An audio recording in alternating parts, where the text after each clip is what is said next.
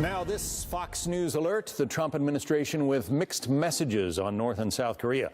President Trump touting his relationship with North Korean dictator Kim Jong-un as very good and tweeting a statement that reads in part, quote, "There is no reason at this time to be spending large amounts of money on joint U.S.-South Korea war games. Besides, the president can instantly start the joint exercises again with South Korea and Japan if he so chooses. If he does, they will be far bigger than ever before." This just days after Defense Secretary Jim Mattis suggested the Pentagon might resume those joint drills, which anger North Korea. Rich Edson, live at the State Department, keeping track of all this. Rich. Good morning, John. And State Department officials have defended those exercises as well, calling them defensive between two allies, completely consistent with international law. Though earlier this week, the Defense Secretary James Mattis left open the door of perhaps resuming these exercises with South Korea. Then the Defense Secretary clarified, saying, quote, "Our military posture has not changed since the conclusion of the Singapore summit, and no decisions have been made about suspending any future exercises." After the Singapore summit in June between President Trump and Kim Jong-un, the U.S. and South Korea suspended 3 joint military exercises. Since then, there appears to be very little progress on Kim actually dismantling his nuclear weapons program. North Korea wants concessions for beginning to scrap its program. Kim also wants a declaration to end the Korean War to replace that 1953 armistice that's still in place.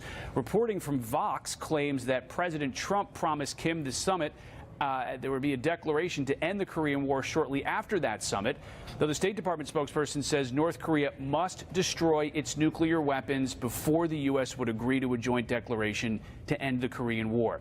The United States is still enforcing sanctions and says they will stay in place against North Korea until Kim Jong-un disarms. It also blames China for easing sanctions enforcement. Now, officials are looking forward to later next month. That's when the UN General Assembly happens in New York at the United Nations, and that's where you'll get a number of these leaders, perhaps a way to try to move this forward as the negotiations with North Korea and progress on all this appears to be rather stuck. John.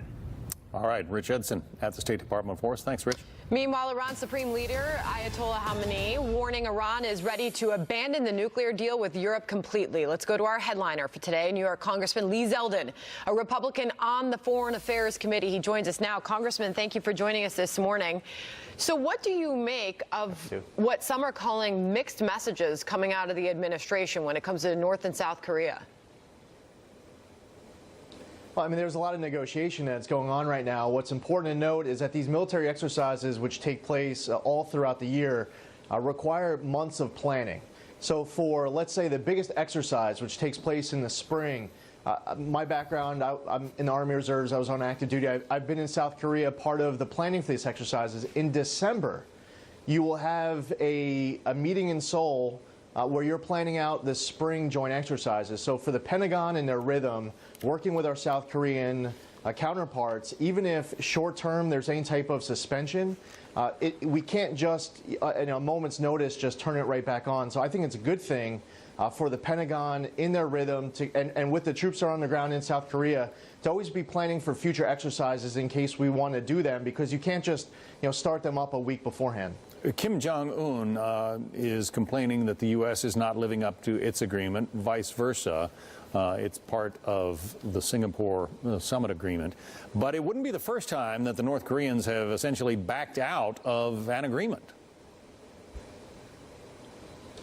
Well, so South Korea wants to use the same tired old strategy. Remember, North Korea, Kim Jong-un is talking about how, the United States has been trying to use the same old tired plan. But I think what North Korea and Kim Jong-un really want to do is the strategy that's worked for them in the past, and that's to string this out for it to go on for a while. They would like to have more summits.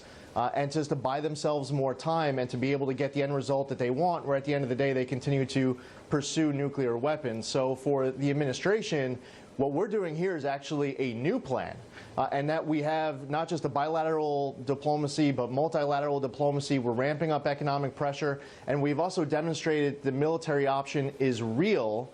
not because we want to use it. It's the last possible option. We definitely don't want to use it. But under the principles of DIME, diplomacy, information, military economics that we're operating under, we're continuing to put this pressure on North Korea and Kim Jong-un.